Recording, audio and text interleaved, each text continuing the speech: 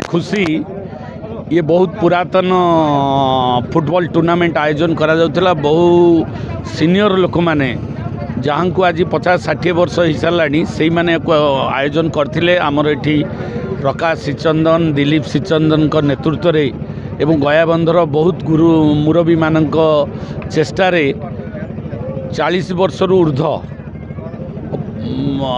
बीतीगला।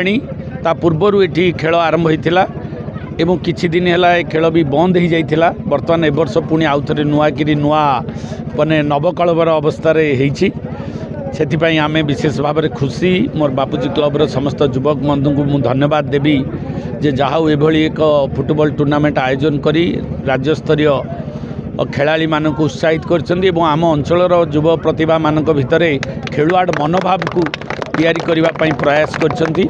सेथिपाई धन्यवाद। एवं ये कार्यक्रम रे बहु नेतृवर्ग माने आस्तिले एवं ता सहित कलाकार माने भी आछन्ती। समस्तंकर समाहार हेछि एवं आशा करा जाउछि ये खेल को आउरी सरस सुंदर करा जिवो।